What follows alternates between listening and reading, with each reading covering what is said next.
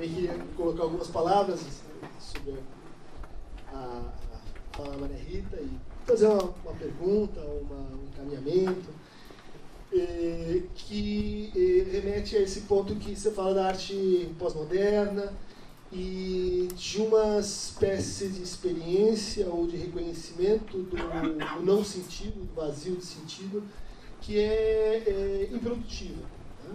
Que de certa forma paralisa, que gera um efeito instantâneo de surpresa, mas que de fato não engaja o sujeito no processo transformativo, né? De fato, a minha pergunta vem a partir de uma colocação do Lacan sobre a clínica da depressão, né? Que se tornou esse nosso modo compulsório de sofrer, né? Quer dizer, sofrer, o capitalismo não só produz sofrimento, mas ele prescreve como você deve expressá-lo, né? E você deve expressá-lo de forma preferencialmente, hegemonicamente depressiva, né? Vamos lembrar que a depressão é um significante que aparece na economia. E, aliás, é um significante que aparece hoje como uma espécie de diagnóstico econômico. O Brasil está em depressão econômica. Isso é um problema óbvio, isso é evidente, isso justifica qualquer tipo de intervenção, de modificação. Por quê? Porque todos nós sabemos que a depressão não é boa. Né? Terapia de choque, né? Precisa fazer alguma coisa, não pode deixar, né? Não pode deixar o tempo passar. Precisamos reagir a isso, que é uma espécie de falta de sentido, né? Quer dizer, lembrei de uma indicação clínica do Lacan, que é não oferecer sentido para o depressivo, né? Não dizer a vida vai melhorar, vai dar tudo bem no fim, pensa positivo, acalma, tem um horizonte assim lindo à sua frente. Quer dizer, essa é parte, vamos dizer assim, da receita do fármaco, né? Quer dizer, para você envenenar mais ainda o seu paciente, faça isso, né?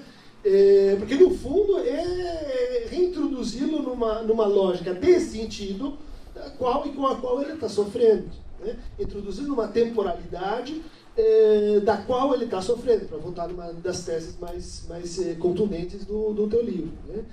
Bom, te pergunto assim, então como é que a gente faz para reconhecer esse outro tipo de não sentido, né?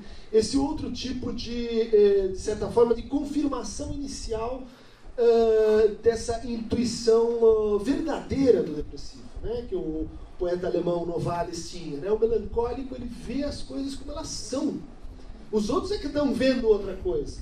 Ele está vendo um fragmento de realidade que todo mundo quer esquecer, quer muda o capítulo, não vamos entrar nisso.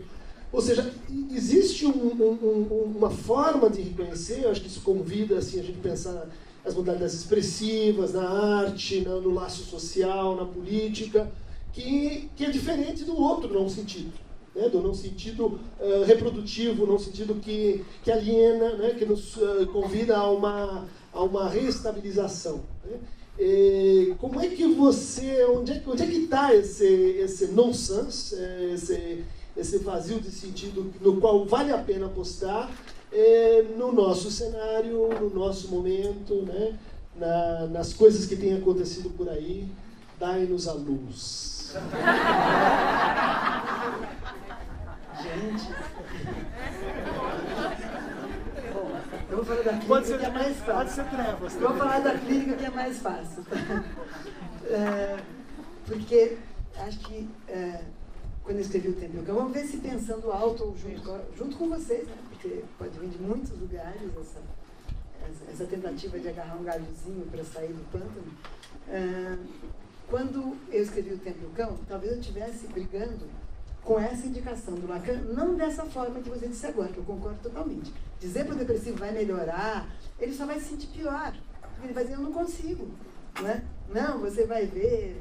Ele é impossível. Mas é diferente de você convidá-lo a fantasiar. Eu acho que isso é fundamental, porque a fantasia é suporte do desejo.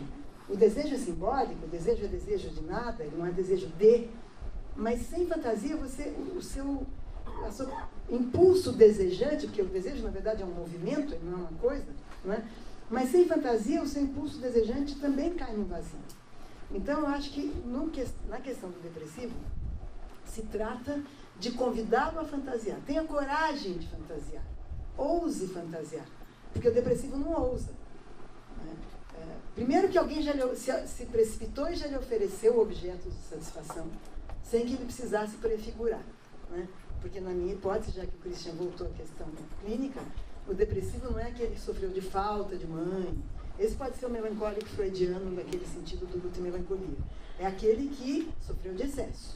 Ele é um saciado permanente, por isso que ele é um indesejante permanente.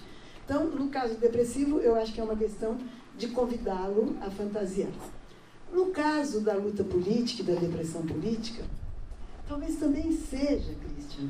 Mas aí é claro que é muito perigoso, porque toda vez que alguém, ou algum partido, ou algum grande líder, pior ainda, ofereceu uma fantasia pronta para uma sociedade, isso se tornou totalitário. Né? Nós vamos, então, consertar tudo, promover igualdade assim, assim, assim, assim, e vai ser justo por causa disso. Isso promoveu totalitarismos. Tanto faz se foi Stalin ou Hitler, promoveu totalitarismos. A outra coisa é que os grupos sociais, as classes sociais, as categorias, os sindicatos, fantasiem algo do que eles querem para suas vidas, né? Para não ficar aos olhos das pessoas infinitamente fatigadas com as infinitas complicações da vida diária. Aliás,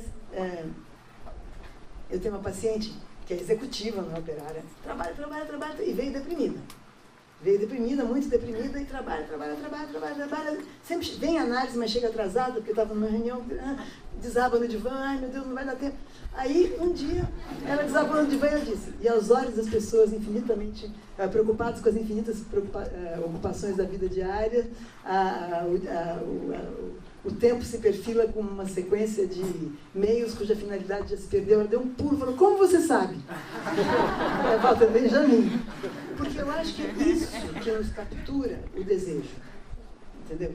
Aí é diferente, não é o desejo capturado pela fantasia que o outro faz a seu respeito, que você não pode desejar. Né? Meu filho vai ser um engenheiro maravilhoso, minha filha. Não é o desejo capturado aí. É você não ter fantasia como via de você ter algum contato com o seu desejo. E virar uma máquina, porque daí você fica assim capturado pelo desejo do outro. Né?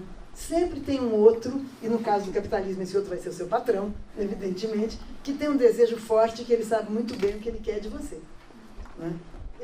Ele não tem dúvidas. Então é bom você encontrar caminhos para o seu desejo se manifestar.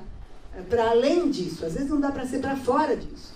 Eu não tenho nenhuma crítica a quem é obrigado, eu tenho essa sorte absoluta de ser psicanalista, que é um trabalho que produz sentido quase diariamente para mim.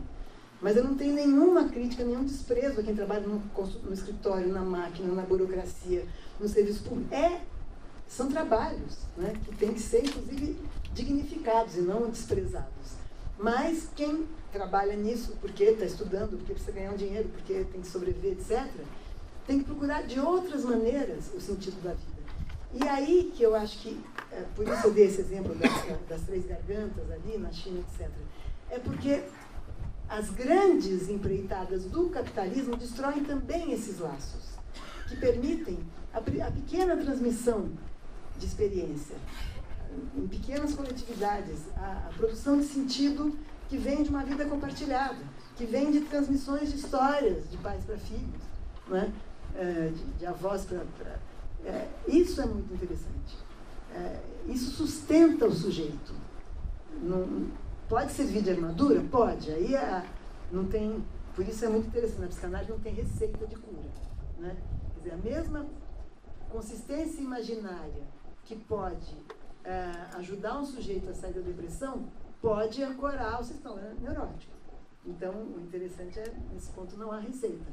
Mas que é preciso criar narrativas para o nosso momento, né, que é um momento pragmático no extremo, em que o próprio projeto do Partido dos Trabalhadores perdeu toda a sua base, sua sustentação histórica. Quer dizer, hoje em dia a gente está, eu pessoalmente, estou com ele porque é o menos pior, só por isso. Né? E porque o PSOL, infelizmente, é muito pequeno, não tem base operária, não tem base de massa. É um partido até que ideologicamente, hoje em dia, nas discussões eu me afino mais, mas não tem base de massa. Então a gente está onde dá para estar. mas tem que se criar novas narrativas, né? As grandes narrativas das grandes lutas operárias dos anos 70, não é que elas cumpriram a sua função, talvez, né? E nós não temos narrativas para colocar no lugar delas. Não sei, eu saí um pouco da sua questão, fui um pouco para outro lugar, mas...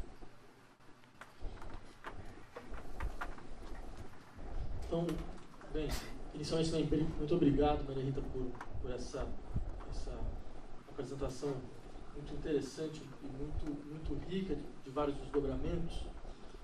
Eu queria aproveitar um pouco esse nosso momento de debate e colocar algumas questões, talvez problematizar alguns pontos, né, para saber como você avaliaria algumas alternativas. Assim.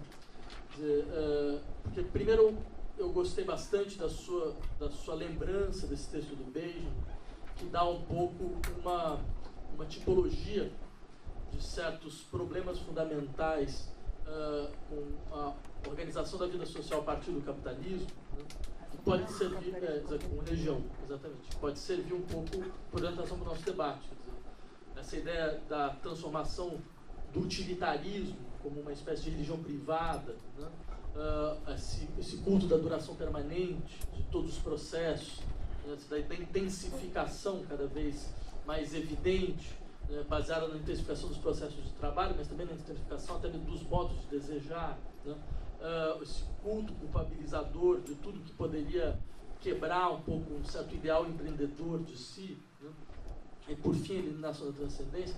Eu queria um pouco discutir um pouco essas questões para te colocar, na verdade, duas perguntas ao final, né?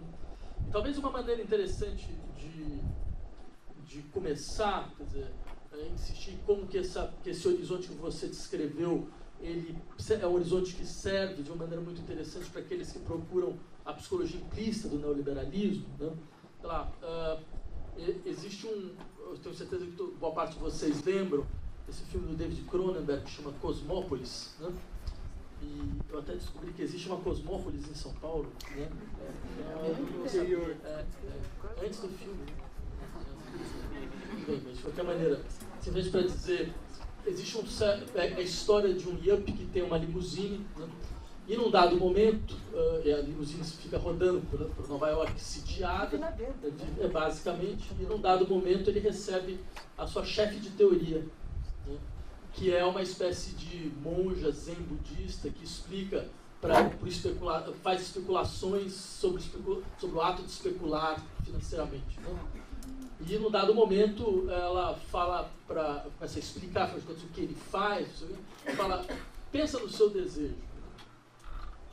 Pensa, por exemplo, o que você acha que você comprou com 105 milhões de dólares, que era o que eu tinha acabado de gastar, né? Você comprou o seu helicóptero privado? Você comprou o seu sistema, seu tubarão, porque ele tem um tubarão no aquário, né? Você comprou o seu novo sistema de elevadores que tocam música para cada andar, para cada velocidade, né? Ou não, você não comprou nada disso. Na verdade, você comprou 105 milhões de dólares. Você comprou a possibilidade de gastar 105 milhões de dólares. Isso foi bom, né? E esse é um exemplo que me parecia muito pedagógico para mostrar como no interior do neoliberalismo, quer dizer, você tem um processo de intensificação dos regimes de desejo, que não é só um processo de intensificação dos regimes de trabalho, né? Mas um tipo de intensificação onde a questão fundamental vira, então, o problema da performance e de como é que eu consigo cada vez mais, assim, estilizar o excedente, estilizar o excesso, né? O que talvez explicasse um pouco porque, num dado momento, acho que o Ehrenberg tinha uma tese bastante interessante, eu falar, não é à toa que, num dado momento, as neuroses saem de circulação do nosso campo, porque as neuroses são, em última instância, uma patologia do proibido, do permitido, né? E, afinal de contas, eu tenho um desejo, esse desejo, por não encontrar lugar no sistema de determinação social, ele abre uma outra cena. Essa outra cena, então, vai, de uma certa maneira, tipificar através das figuras da censura, da repressão, do recalque, certo? Tudo aquilo que não pode mais ser enunciado, né?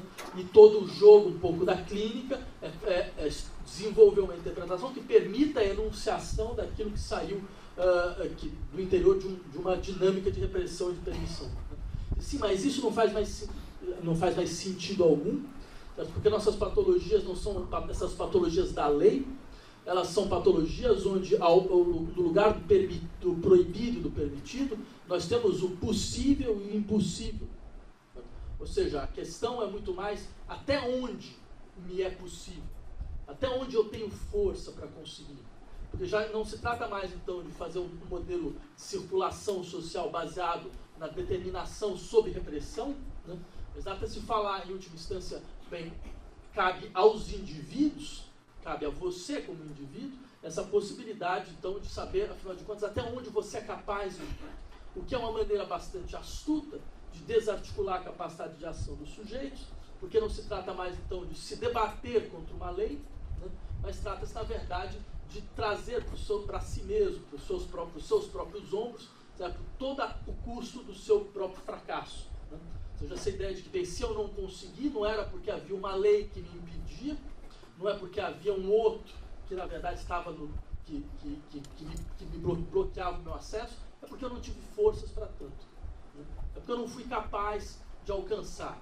Então, no interior desse modelo, onde a intensificação dos regimes de desejo aparece como um elemento decisivo e fundamental, certo? Ele se coaduna, de uma certa forma, como uma consequência necessária de um certo ideal de si, que é basicamente o ideal empresarial de si, né? Um pouco como o Foucault havia descrito muito bem no Nascimento da Biopolítica, essa ideia de que talvez muito melhor do que falar sobre reificação, seria falar sobre como os indivíduos são constituídos como empresas de si mesmo. Né? E o Brasil, que tem essa grande capacidade de falar as coisas às claras, sem que isso produza maiores estranhamentos, conseguiu, inclusive, fazer uma revista que acho que tem o título mais preciso nesse sentido, né? Você S.A., né? Você Sociedade Anônima, ou seja, que é impossível não descrever isso de uma maneira melhor, né? Ou seja, de fato trata... Anônima, né? Anônima, porque tem muito dono nessa história, né? Tem muito dono e eles não conseguem estabelecer um padrão comum de ação, né? Mas, ou seja, no sentido de que o que se trata é, de fato, não é por acaso, quer dizer, quando nós começamos a compreender, certo, nossas habilidades como aquilo que deve ser investido, certo? Nós começamos a compreender o nosso saber, como capital, né? Quer dizer, o meu capital, seja até mesmo o capital emocional, seja o capital cultural, o capital o capital de relacionamentos, essa implicação da relação a si, no interior, de um modelo de descrição de relações empresariais, não é uma mera metáfora, né? Quer dizer, não é um simples novo modo de dizer, é na verdade uma produção, é um modo de produzir um tipo de subjetividade que vai então não ser mais capaz de se relacionar a si mesmo a partir de certos padrões e vai tendencialmente se relacionar a partir de novos padrões, né? Então, uma mudança radical na relação, eu diria, do que é possível, do que é impossível para os sujeitos hoje. E dentro desse universo, na verdade, as minhas duas questões vão em direção ao seguinte. Bem, primeiro, você colocou como uma alternativa para um diagnóstico de depressão que é compreendido de maneira privilegiada como essa limitação, essa restrição da capacidade não só de produzir narrativas, mas antes de mais nada, essa restrição da capacidade de produzir fantasias. Quer dizer, há uma espécie de vazio que vem exatamente do fato da deposição, da possibilidade de fantasiar, né? Eu perguntaria se nós não poderíamos pensar de outra forma o problema da relação entre desejo e fantasia. Né? Porque eu me pergunto o seguinte, se nós admitimos um pouco esse quadro, que eu acho um quadro com o qual você já tem trabalhado já há um bom tempo, quer dizer, de fato, uma das razões dessa posição depressiva é o fato de que é o último estágio que o sujeito encontra para mostrar claramente a sua recusa. É o último sistema de defesa que o sujeito encontra para se colocar uma recusa a um tipo de injunção social, que já não é mais uma injunção de conformação, seu desejo deve ser dessa forma, mas é uma injunção de intensidade. Você deve desejar o máximo possível, né? Já não é mais uma questão de normatividade no sentido estrito, olha, as formas de desejar são essas, você deve se adaptar a elas, mas é uma questão de normatividade no sentido quantitativo. Você deve, tudo que você for fazer, você deve fazer ao máximo, né? Quer dizer, você deve, de fato, cabe a você, em última instância, o ritmo da sua própria intensidade.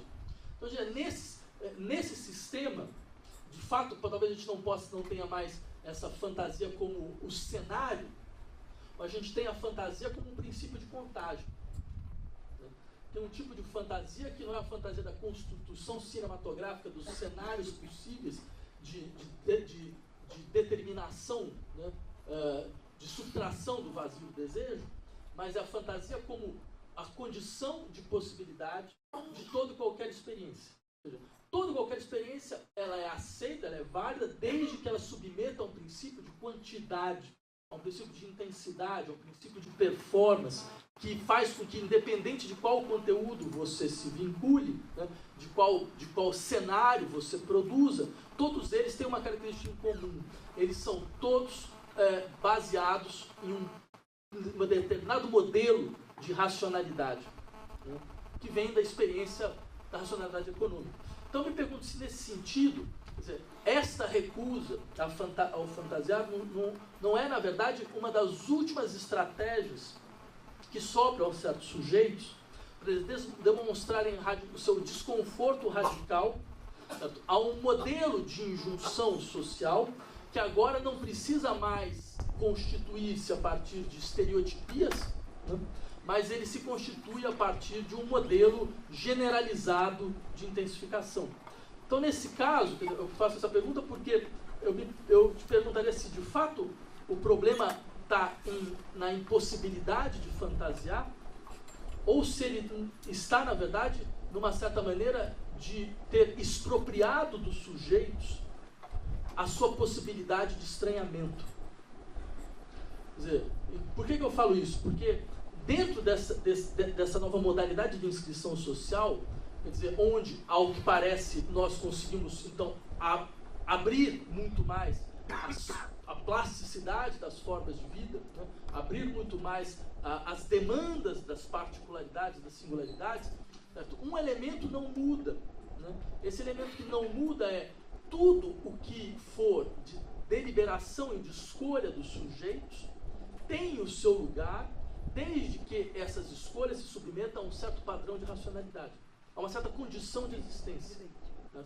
Então, o que, de uma certa maneira, retira do sujeito, eu diria, essa experiência de que, não, há em mim um tipo de, eu diria, de relação a mim mesmo, baseada no estranhamento, que faz com que eu tenha que saber como lidar com algo que não pode ser descrito na forma do que é possível ser controlado. Né? Então, por exemplo, porque eu acho que o que é muito interessante no interior dessa subjetividade neoliberal é você cria uma espécie de ideia de liberdade, que é uma ideia de liberdade por explosão das possibilidades de propriedade. Né? Por exemplo, a nossa relação ao nosso corpo. Você até me respondeu. Que ótimo. Não. Está respondendo melhor, eu também. Mas bem, então deixa eu só... O velho truque era isso. Não fui eu que inventei esse truque, foram vocês que inventaram. Só estou usando um truque já usado há muito tempo. Na verdade, ele é socrático, ele é muito mais do que... Você vai falando... Vocês roubaram. Nem falaram. A gente fica aqui com essa impressão de que a filosofia não serve para nada. A gente inventa tudo e todo mundo rouba. Eu trouxe assim.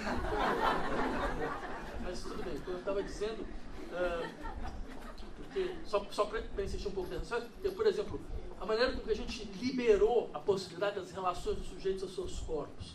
Quer dizer, todos podem ter qualquer tipo de experiência corporal, podem modificar plasticamente toda a sua estrutura corporal, mas desde que o corpo seja visto como o meu projeto. como o meu projeto, como a minha propriedade, como aquilo que é meu, como aquilo no qual eu trabalho. Como um pouco como Locke falava no segundo tratado do governo, o que é meu? O que é meu é o que eu trabalhei, né? Agora eu posso trabalhar o meu corpo. Então, quer dizer, não há nenhum espaço para um tipo de experiência que não seja essa experiência baseada nessa ideia de um indivíduo proprietário de si, né? Possessivo no sentido mais forte do termo. Então eu me pergunto, e aí de fato não é uma tentativa de botar uma resposta, de fato a pergunta, né?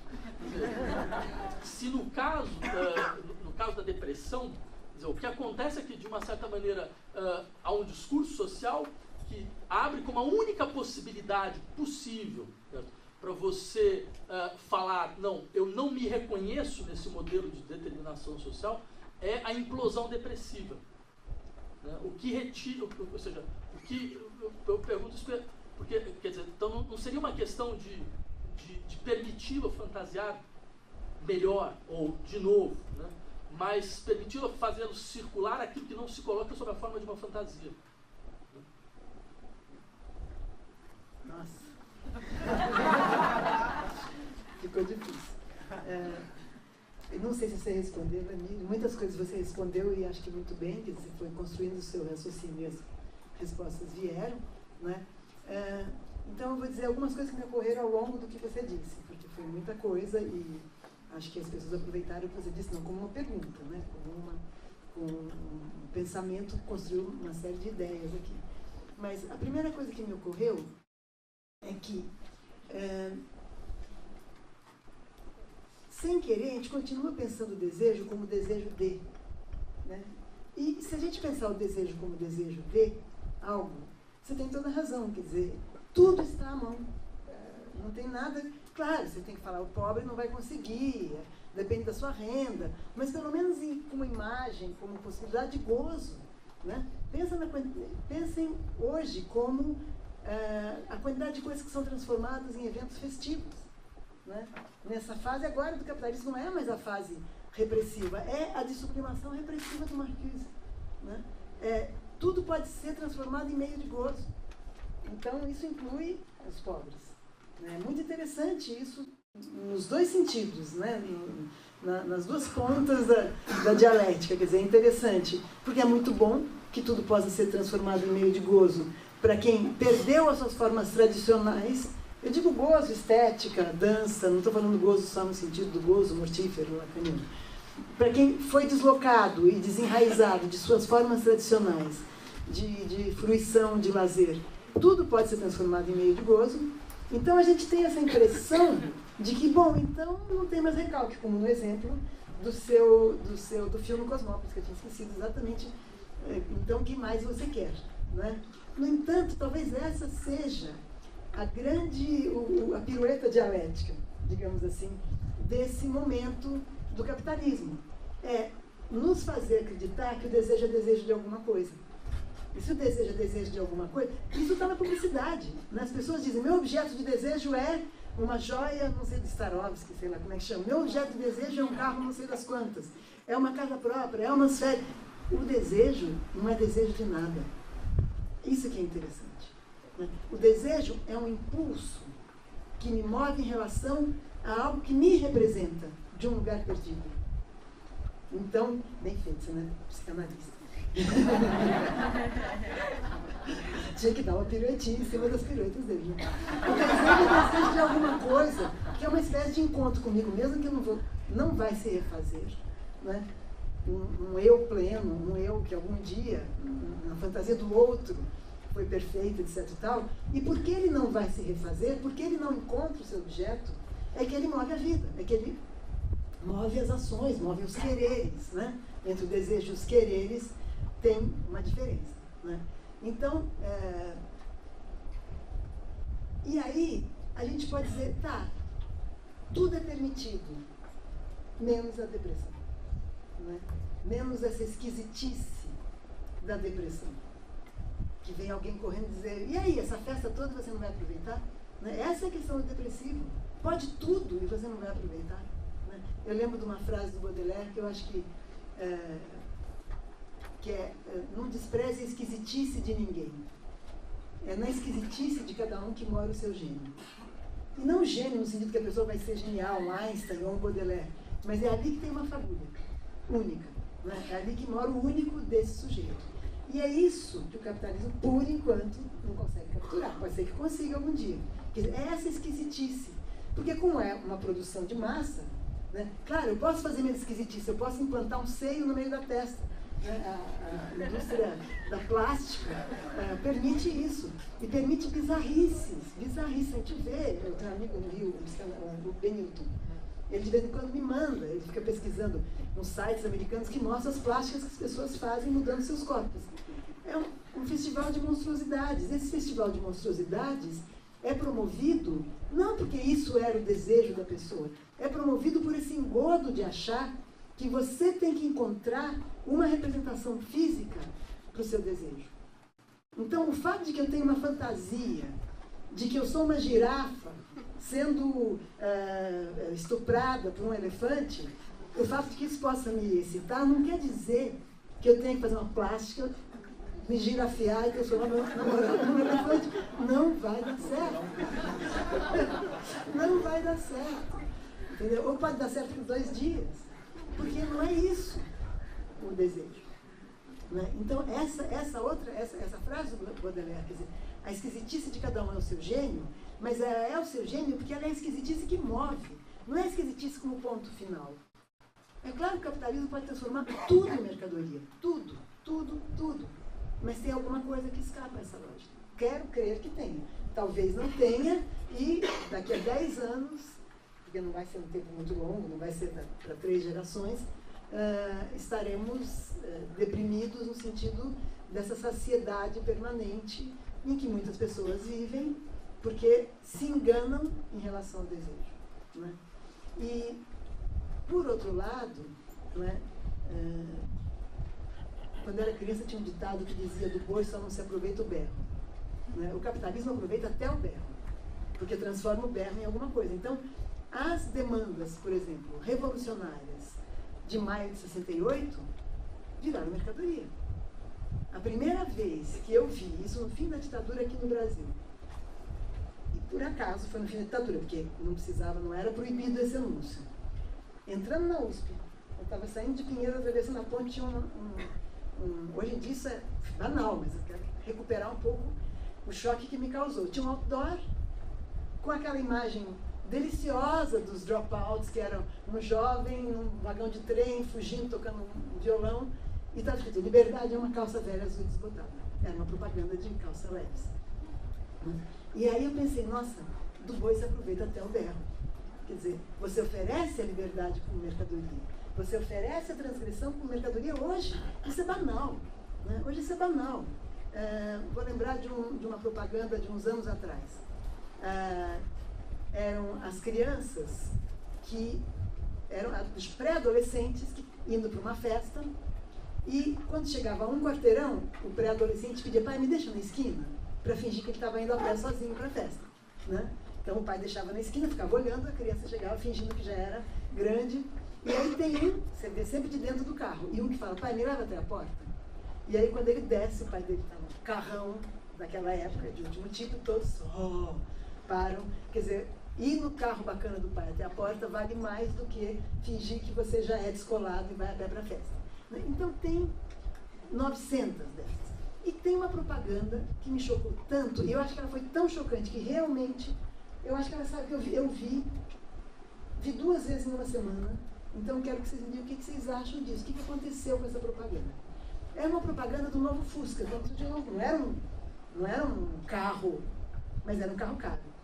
O cara estava na garagem, polindo o seu novo Fusca, todo feliz, um jovenzinho de barba, paraná, como vários de vocês aqui. Um cara descolado, porque se ele tinha um novo Fusca, ele tinha que ser um cara descolado.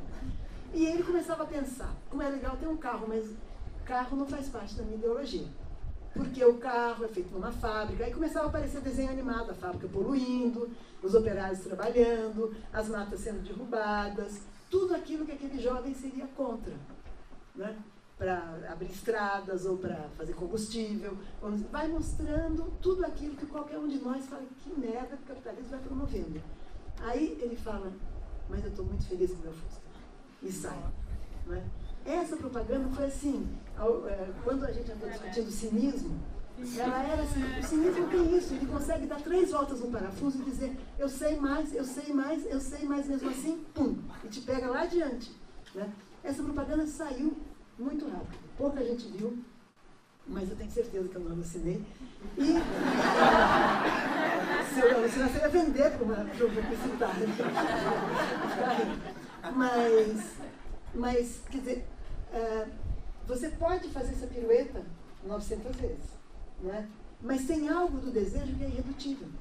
Tem algo do desejo que é irredutível porque não é desejo de um objeto. Então, só para voltar à sua questão, eu também dei umas viajadas aqui, mas uma pessoa não completada dos objetos do seu desejo é uma pessoa deprimida. Essa é a pessoa deprimida. Porque ela se ilude que ela não é mais desejante. A depressão é não desejar. Não é não ter.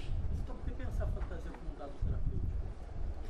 A fantasia como um dado terapêutico, porque ela é uma via para. Né? A gente pede a fantasia não para o sujeito ficar fixado na fantasia. Até para ela ser desconstruída e o sujeito se deparar com esse lugar vazio que ele vai ter que preencher. Mas no caso deprimido, ele não fantasiar significa, não é que ele está com seu puro desejo, significa que ele está sem nenhuma via para ter contato com isso, né? Do seu impulso desejante. A fantasia é um pouco a cenoura na frente do burro. Ela faz você andar. O burro não come a cenoura. Né? Ele fica ali com aquela cenoura e anda atrás dela. Seria mais para isso, não seria uma fantasia para... Claro, uma opção de coisa que a gente fantasia, a gente conquista. Muitas, outras não. Mas a questão é vender para você a plenitude de não ter... Esse rapaz do Cosmópolis, né? Que não é exatamente um rapaz feliz, esse personagem. Né? E queria lembrar uma coisa engraçada também. Os contos de fada. Quem é o personagem triste do conto de fada? É o rei que tem tudo. Outro dia eu lembrei, eu estava escrevendo para outra coisa, para um ciclo que a Galp não vai fazer, não sei o quê. O personagem triste dos contos de fada é o rei que tem tudo. Está lá com seus tesouros, com as suas odaliscas, com seus banquetes, sentado no trono, entediado, e aí vem um bobo da corte, aí vem... E o Benjamin, agora voltando para o Benjamin, tem uma pequena lenda que ele diz que lhe foi contada, que é maravilhosa, que chama a sopa de amora. Vocês conhecem essa lenda? Oi? É o que de amora? Uma sopa é o quê? Omelete de amora, muito bem. Omelete de amora. Que é a história de um rei muito entediado, triste, não quer fazer nada, nem governa mais, e ele promete, e ele lembra de uma coisa que ele quer, que é alguém encontre um cozinheiro que seja capaz de fazer uma omelete de amoras que ele comeu na infância e que foi a coisa mais maravilhosa, como se tivesse ainda um objeto perdido para o seu desejo. E o resto ele tem tudo e nada moveu para fora dessa depressão. E finalmente encontra um cozinheiro que vai lá e diz para o rei, olha, eu sei fazer omelete de amoras, eu sei a receita, eu sei onde é que tem que colher a amora, eu sei qual é o tomilho que tem que pôr na quantidade certa, eu sei como é que tem que bater os ovos da esquerda para a direita, não da direita para a esquerda, eu sei tudo. Mas pode me cortar a cabeça já, porque ele diz, cada um que tentar e não conseguir, eu corto a cabeça. Claro, o rei é para isso. Ele falou, pode cortar já minha cabeça porque não vai adiantar. Porque nessa omelete, quando você provar, porque a experiência dele da omelete de amoras era o seguinte, uma vez ele estava perdido numa mata com a sua avó, com seu avô, com sei lá quem, e no frio, no escuro, anoiteceu, e ele foi andando até que eles viram uma luzinha e chegaram lá e tinha uma velhinha dentro de uma cabaninha, estava quentinho, e eles estavam morrendo de fome, e ela fez essa tal omelete de amora que ele nunca mais provou igual. E o cozinheiro falou, eu não posso te oferecer a noite escura, o medo de estar perdido, o frio, o desconforto, a angústia e o aconchego e o acolhimento, tudo isso que veio junto com essa omelete. Né? Então, tá, uma parábola, uma fábula, o Benjamin recupera, mas a questão é essa, quer dizer, o objeto tem valor na medida em que havia uma falta. Né? Esse rei que tem tudo tem uma memória de um objeto que o fez gozar infinitamente, mas ele não tem mais a falta. Né? E me faz lembrar de um poema da Adélia Prado maravilhoso, que chama 40 anos, coitadas, ela tinha isso com 40 anos, imagina agora, mas é só um poema. Chama 40 anos e ela diz, tenho a faca e o queijo, falta fome.